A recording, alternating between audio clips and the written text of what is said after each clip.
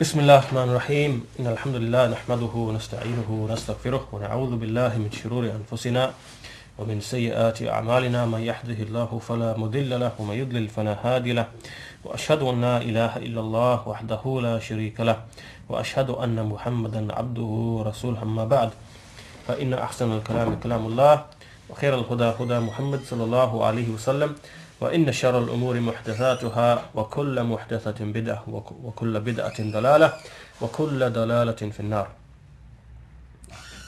But today we're looking at chapter 35, and chapter 35 is titled Babun min al-Iman billah as-sabru ala aqdarillah, which the meaning which is, rough meaning which is that chapter, it is from having faith in Allah, having Iman in Allah, to have patience upon the decrees of Allah. From having Iman in Allah is to have patience upon the decrees of Allah. It's chapter 35, and inshallah we'll probably take 2 lessons to cover this chapter. It's a bit longer than the other chapters. So Shaykh Saalih al-Fawzaan, he comments upon the title, and he says that the relevance of this chapter to Kitab al-Tawheed, or why this chapter is appropriate to be included within Kitab al-Tawheed, is that patience, having sabr upon the decrees of Allah, is from those things which would perfect and complete a person's Tawheed. It would make a person's Tawheed to be complete and perfect if he was to bring this characteristic. And to not have patience upon the decrees of Allah is something that would create deficiencies in a person's Tawheed. And for this reason, because of this, because it's from those things that complete a person's Tawheed, and since this book that the author has written, Kitab al-Tawheed, is a book in which he wanted to explain Tawheed, like its foundations, and those things which complete and perfect a person's Tawheed, right? Because there are those things, Tawheed consists of those things which, if absent, would nullify a person's Tawheed completely, and those things which if absent would make it deficient. And the Shaykh al-Islam Muhammad ibn Abdul Wahhab rahimahullah has included in his book Kitab al-Tawheed all of these, a collection of both types of affairs. So he said then, Babun, which really is as the Shaykh explains, like grammatically, in essence, what it means, the meaning of this statement, just by mentioning Bab, is Hada Babun. This is a chapter, min al-Iman billahi as-sabr ala aqdarillah. Meaning that this is a chapter concerning the fact that from having faith in Allah, that from the characteristics of faith and from Iman itself and from the branches of Iman in Allah, is to have patience upon His decrees. And the Shaykh says that this means that this characteristic enters into having faith in Allah. Right? Iman in Allah is the first pillar of Iman, first of the 6 pillars of Iman, and having sabr enters into that first pillar. And then the Shaykh goes on to define al-Iman, faith, in accordance with Ahlul Sunnah wal Jama'ah, who say that Iman is qawlun bil lisan wa amalun bil arkan wa i'tiqadun bil janan. Iman is speech with the tongue and acting by the pillars, meaning the limbs, and believing with the heart. Yazidu bil ta'a wa yanqusu bil ma'siyah, that it increases with obedience and it decreases with disobedience. So this is the definition of Iman, understanding of Iman with Ahlul Sunnah wal Jama'ah. And then he goes on to explain that from this Iman is as-sabr ala aqdarillah, having patience upon the decrees of Allah. And so he says, as-sabr, literally when we look at the word sabr, what does it mean in the language or linguistically? It means al-habs, which means to confine and to restrain and to control oneself. That's the general meaning, right? To confine oneself, to restrain oneself, to control oneself. And so Allah subhanahu wa ta'ala says in an ayah in the Quran, and he's addressing his Prophet alayhi salatu wasalam, وَاصْبِرْ نَفْسَكَ مَعَ الَّذِينَ يَدْعُونَ رَبَّهُم. Have patience, make your soul have patience alongside those who call upon their Lord. Meaning, the Shaykh says that meaning that keep yourself and keep your soul in the company of those people, like restrain it and restrain it and confine it just to keeping the company of those people, and have patience along with them. And as for the Sharia, so that's what it literally means. The linguistic meaning is literally to restrain, to control, and to restrain. And as for the Sharia meaning, when we apply this in the Sharia sense, then what it means is to control the soul in obeying Allah, to restrain it and to confine it into the obedience of Allah subhanahu wa ta'ala, and to abandon disobeying Him. To abandon disobeying Him. So this is what it means as far as the Sharia is concerned. And the scholars, the Shaykh says, the scholars have mentioned that sabr itself has three types. There are three aspects to having sabr. And the first is to have patience upon obedience to Allah. So in everything which is obedience, in the affairs of ibadah and so on and so forth, you patiently persevere upon that, and you continue upon that. And secondly, to have patience in keeping away from those things that Allah has prohibited and made unlawful. Right? So you make your soul have patience by keeping away from the sinful things. And thirdly, to have sabr upon the decrees of Allah, those things which Allah decrees, which can be harmful and which can be hurtful. So a person has patience upon that. And then the Shaykh goes on to clarify each of these three in a bit more detail. He expands upon them. So he says, as for the first, sabrun ala ta'atillah, having patience upon the obedience to Allah. The Shaykh says this means that a person, he fulfills everything which Allah has ordered him with, everything that Allah, the Most High, has ordered him with, even if it contains difficulty and hardship upon him, and even if his soul wants to have ease and to have like an easy time. So even though his soul makes him inclined towards having an easy time, then still he should have patience and continue upon that in which there is hardship and difficulty, because it's obedience to Allah. And so, for example, he performs the 5 prayers, and he performs Salatul Fajr, and he abandons the sleep, and he performs the night prayer, and he abandons the sleep at that time, and he fasts, and he abandons the food and drink, and he leaves the family relations with his family. All of this out of obedience to Allah, and he strives in the path of Allah. He has patience upon any types of he struggles in the path of Allah, like it could be, for example, in jihad, and he has patience upon any wounds or any other types of harms, and in meeting the opposition. All of this, he has patience in obeying Allah, because obedience to Allah, no doubt, it will definitely contain tiredness. It will make a person tired and weary, and so on and so forth. This is from its nature. So as a result of this, he must have patience in obeying Allah. Secondly, to have patience away from those things which Allah has prohibited, then he keeps away from whatever Allah has prohibited, and even though his soul might be contending with him, the soul wants, or the soul pursues, like desires, the shahawat, al-muharrama, those desires which are prohibited. So he has patience in restraining his soul and withholding his soul from all of that. And even if his soul is as we said, is contending with him and it's inviting him, then he should have patience.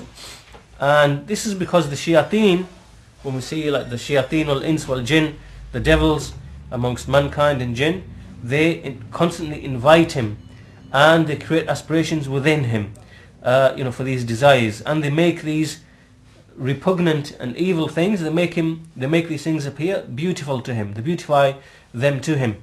So therefore, he should restrain his soul, withhold his soul, and keep his soul away from the things which Allah subhanahu wa ta'ala has prohibited.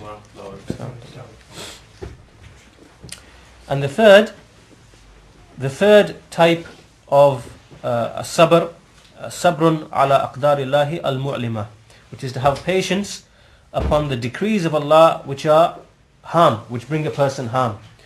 So he says, the Shaykh says, for example, if a person has an illness or a disease or some sort of calamity, he has some musibah in his wealth or in his offspring, in his children, in his child, or in a relative, then he should have patience. He should have sabr, and he shouldn't start to panic and despair and things of that nature. And this is from Iman. To have this sabr is from Iman, because Allah subhanahu wa ta'ala said in this ayah, and this ayah is a proof for what the Shaykh said in the chapter heading. So he says, وَبَشِّرِ الصَّابِرِينَ الَّذِينَ إِذَا أَصَابَتْهُمْ مُصِيبَةٌ قَالُوا إِنَّا لِلَّهِ وَإِنَّا إِلَيْهِ رَاجِعُونَ. So Allah subhanahu wa ta'ala said, and give glad tidings to those who have patience, those who when a musibah or calamity afflicts them, they say, verily to Allah we belong, and to Him do we return. So they know and acknowledge that this calamity or this musibah is from Allah, and it's due to the qada of Allah and His qadr. It's due to Him decreeing it and deciding this issue. And so when they acknowledge this and they know this, then they don't become angry and they don't start despairing and panicking and everything else that's associated with that. So those are the three types of sabr. And then the Shaykh says, as for the aqdar, those things which Allah decrees, which don't harm a person, they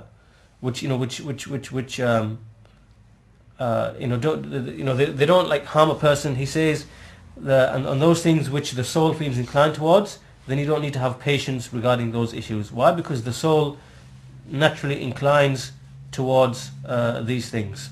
Right? So in other words, there are some things from Allah's decrees which the soul dislikes. Right? The soul is not happy with, the soul dislikes. Like for example, loss of life, loss of wealth, illness, disease, things like that. The soul naturally doesn't incline towards those things. So therefore, those things a person must have sabr, must have patience upon them. But there are other things from Allah's decrees which the soul is inclined towards. Right? The soul doesn't have a problem with them.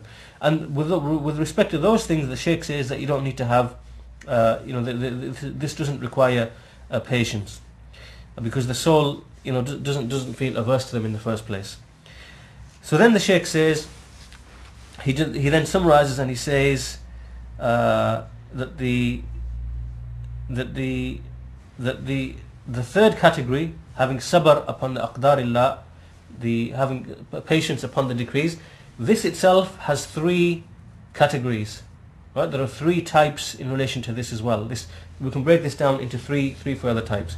So he says, first of all, to withhold the soul from despair and panic. Right? So when a calamity occurs, that the soul, that you don't start panicking and despairing. Right? So that's the first type. The second type is that you control the tongue. Right? That you withhold the tongue and you control the tongue from making complaints to other than Allah.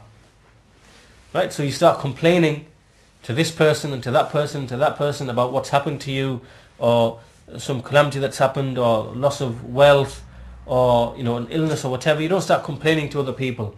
Right? This is not from having sabr upon the decrees of Allah. And the third type is to withhold the limbs, right? To withhold the limbs and to restrain the limbs from things like tearing the pockets and slapping the sides. When you see people doing, when a calamity occurs and they start tearing the clothes or the pockets and they start whacking the sides and things like that. All of that is prohibited. So having sabr upon the aqdar, upon the decrees of Allah, itself requires three things. Controlling the soul, first of all, from despairing and panicking and things of that nature, which are actions of the heart. Controlling the tongue from making complaints to other than Allah about what's happened. And thirdly, to withhold the limbs, to control the limbs from doing those things like tearing the pockets and beating the chest and slapping the sides and so on and so forth. So these three are the three elements of having patience upon the decrees of Allah. And then the Shaykh says that Amir al-Mu'mineen Ali radiyallahu anhu, he said الصبر من الدين بمنزلة الرأس من الجسد. That to have sabr in the religion is like the head, is like the position of the head to the rest of the body.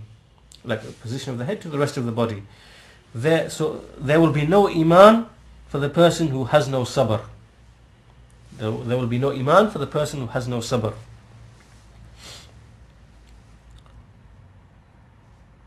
And likewise he says, Al-Imam Ahmad rahimahullah, he said, Al-Imam Ahmad said, that I found that Allah وجدت أن الله ذكر الصبر في القرآن في 90 موضعا.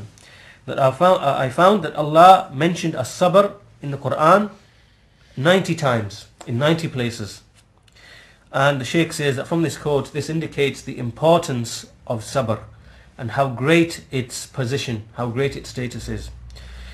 So then the Shaykh continues and he says that sabr has a very lofty and very great position in the religion, and it's necessary for a believer to have sabr, to have patience in anything and everything that comes to him in this life, of the various difficulties and the hardships and the hardships. So he has patience upon all of that, and in obedience to, out of obedience to Allah.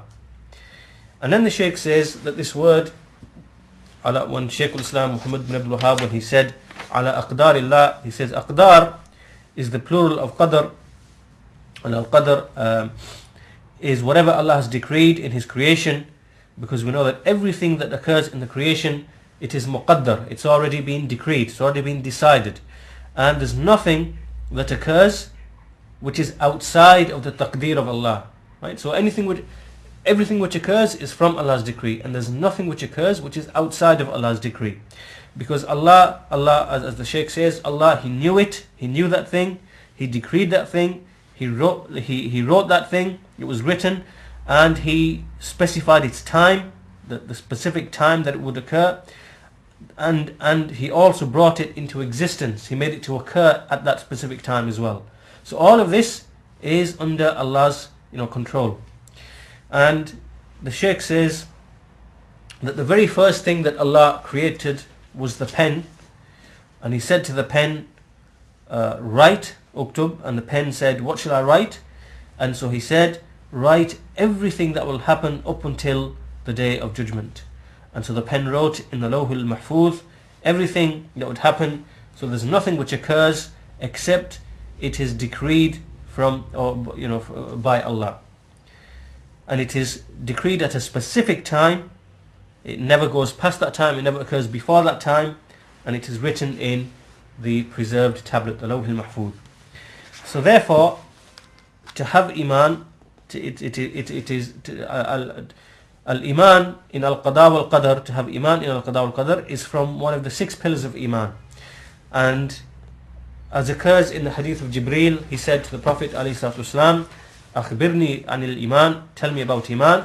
And Jibreel said, al-iman an tu'mina billah, that you believe in Allah, wa malaikatihi wa kutubihi wa rasulih wal yawmil akhir, wa tu'min bil qadar khayrihi wa sharrih, that you believe in Allah and His angels and His books and His messengers and the last day, and you believe in al-qadar, its good and its bad. So therefore here, he made iman to be from the 6 pillars of iman. And Allah subhanahu wa ta'ala also said in another ayah, inna kulla shay'in khalaqnahu biqadar, that really we created everything with qadar, like in due measure, in due proportion. And likewise in a hadith in Sahih, the Messenger sallallahu alaihi wasallam said, Allah, He decreed the decrees of the creation before He created the heavens and the earth by 50,000 years, and His water was above, His throne was above the water. So therefore, from all of these proofs, we can see that nothing happens in the creation except that Allah has already decreed it, and it doesn't matter whether it's a small thing or a huge thing, it's from the decree of Allah subhanahu wa ta'ala.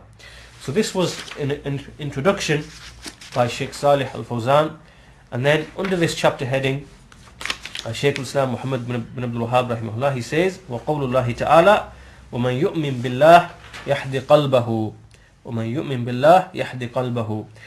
that whoever believes in Allah, Allah will guide his heart. Allah will guide his heart. And Alqama said that this refers to a man هو الرجل تصيبه المصيبة فيعلم أنها من عند الله فيرضى ويسلم. That this is from a man who is afflicted with a calamity and he knows it's from Allah, so he's pleased and he submits. He's satisfied and he submits. So concerning this ayah and this narration, the Shaykh Saalih al-Fawzaan, he says that the saying of Allah, وَمَن يُؤْمِن بِاللَّهِ يَهْدِ قَلْبَهُ, the Shaykh says that this ayah is from Surah al-Taghabun, which is the 64th Surah, Surah 64. And if we look just before this ayah, Allah says, مَا أَصَابَ مِن مُصِيبَةٍ إِلَّا بِإِذْنِ اللَّهِ وَمَن يُؤْمِن بِاللَّهِ يَهْدِ قَلْبَهُ وَاللَّهُ بِكُلِّ شَيْءٍ عَلِيمٌ. It's important to look at what happens, what occurs before the verse. Allah says, Allah says that no calamity occurs except by the permission of Allah. And whoever believes in Allah, Allah will guide his heart aright. So now, if you look at the part before, ma asaba min musibah, meaning that no calamity befalls, and this means that all of the masa'ib, all of the calamities and difficulties which occur, then they occur, whether it's at the beginning of the creation to the end of the creation, then all of that has been decreed by Allah. Right? So there's no single calamity which occurs, or musibah which occurs to anyone or anything, and which occurs in the world, except Allah has already decreed it. It's by Allah's decree, it's by Allah's permission. As Allah says, illa bi'idhnillah, it's by Allah's permission. And Allah's permission, Allah's permission, the Shaykh says, is of two types. The first one, which is qadari and kawni, and this means, this is like when this is in relation to anything which occurs in the creation. Allah wills anything to happen. Like Allah says, وَمَا هُمْ بِدَارِينَ بِهِ مِنْ أَحَدٍ إِلَّا بِإِذْنِ اللَّهِ. This is in relation to the magic that Allah sent, of the two angels that tried to put the people to trial. Allah says that they would not be able to harm anyone with it except by Allah's permission. Right? So that harm was under the control of Allah. Right? So this is an example of Allah's permission as it relates to just worldly affairs, as in things happening or not happening.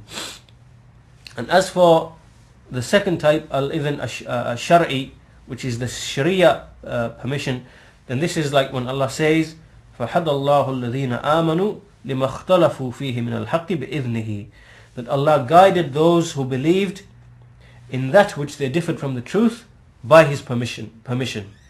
Meaning that by way of Allah's Sharia and what He revealed, He guided them to that which was the truth. Right? So this relates to His Sharia. Right? The permission in His Sharia. So anyway, the narrator Alqama, the Shaykh says, Alqama, who narrated who explained this ayah, Alqama, he says, Alqama here is Alqama al-Nakha'i, who is one of the Tabi'een, and he says, actually there were three Nakha'is, one was Alqama, which is this one, Alqama al-Nakha'i, and there was Al-Aswad al-Nakha'i, and there was also Ibrahim al-Nakha'i, famous jurist Ibrahim al-Nakha'i. And all of these three, in fact, were from the students of Ibn Mas'ud. Alqama al-Nakha'i, Al-Aswad al-Nakha'i, and Ibrahim al-Nakha'i. And all of them were the students of Ibn Mas'ud. So this is Alqama, and he explained this ayah, that this is a man, huwa ar-rajul tusibuhu al-musibah, a man whom a calamity befalls him. So, and the Shaykh explains, meaning that either in his own soul there's a calamity, right? So he's ill or something, or in his wealth, in the money or his wealth that he has, or in his child, or in his family, or in his relatives. So a calamity occurs in any of these things, and he doesn't panic, he doesn't start falling into despair, but he knows it's from Allah. He knows that Allah is the one who decreed it and He decided it, And whatever Allah decreed and decided, then no doubt it's definitely going to occur. So he knows this in his mind. He understands this. So he doesn't say, if only I did such and such, or لو أني فعلت كذا لو أني عملت كذا ما نزلت بي المصيبة. He doesn't start making these types of remarks. If I'd done such and such, or if I did such and such, the calamity wouldn't have occurred. Right? So he has sabr, first of all. He doesn't despair, and he doesn't panic and things like that. He doesn't start making these remarks. If only I'd done such and such and done such and such, it wouldn't have happened. So these things, he restrains his soul from that. And when a believer knows this and acknowledges that basically this was decreed by Allah and it was definitely going to occur, then this whole issue becomes very easy upon him. Right? It becomes easy, to handle this issue, to handle this matter, to handle this situation, and to pass through it is something that now becomes easy upon him, because he already understands, the belief in al-qada wal-qadar, and it's ingrained within him, and he can respond in this way. So therefore he knows it's from Allah, he's pleased with it, he's satisfied with it, and he doesn't panic, he doesn't become angry, and he submits to Allah, and he submits to Allah's decree, Allah's qada and Allah's qadar. Now, in the same verse, Allah, if we look at the same verse, Allah, He named this submission and this acceptance on behalf of a person who has patience. He named it Iman. He called it Iman.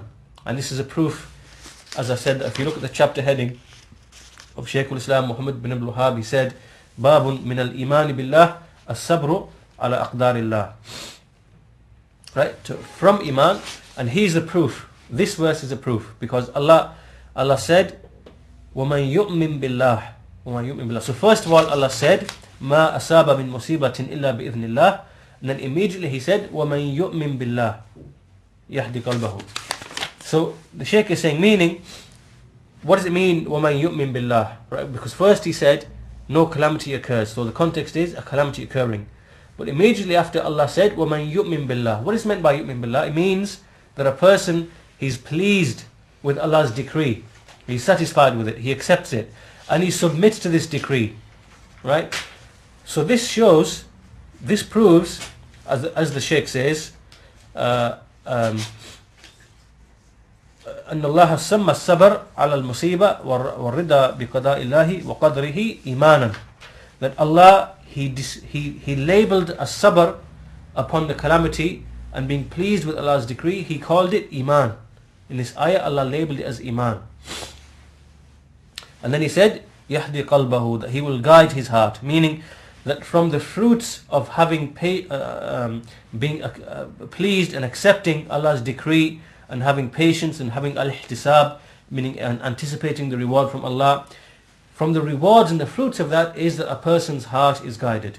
Right? Because Allah has put in the heart, in his heart, He's put Iman, He's put Basira, He's put like insight and understanding, He's put Nur, meaning light, the light of guidance.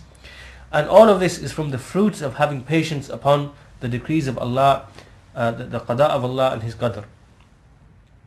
And as for the person whose attitude is the other way around, his behavior is different, so he panics and he's despairs and so on and so forth, then the Shaykh says that this will lead to the opposite effect.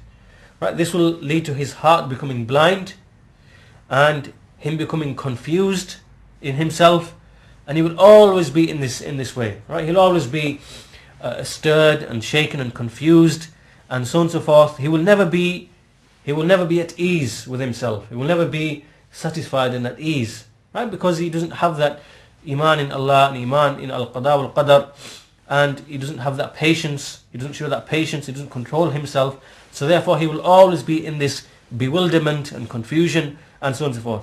But as for the believer, then he is murtah. He is someone who is calm, he's relaxed, he's at ease, and there's no harm upon him at all in that manner. So therefore, this verse, this ayah in this verse is, the Shaykh says, this verse contains two important things. First of all, it contains a number of important things, three important things. That first of all, the masa'ib, all of the calamities which occur are by Allah's decree. by Allah's qada and qadr. They all occur by Allah's decision and Allah's decree. Second issue is that to be pleased with these decrees, or to accept these decrees and to have patience upon them, is from the attributes of Iman. It's from the characteristics of Iman. Because Allah in this ayah, He described it as Iman. Right? Allah described patience as Iman.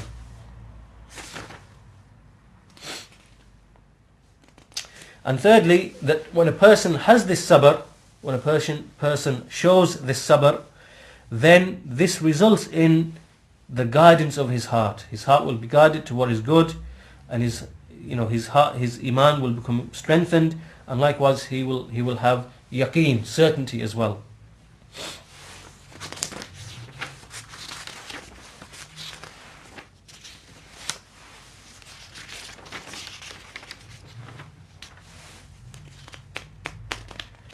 Okay, and then the Shaykh brings a hadith narrated by Abu Huraira from in Sahih Muslim, and this is a hadith in which the Messenger sallallahu alaihi wasallam said, there are two things which are kufr.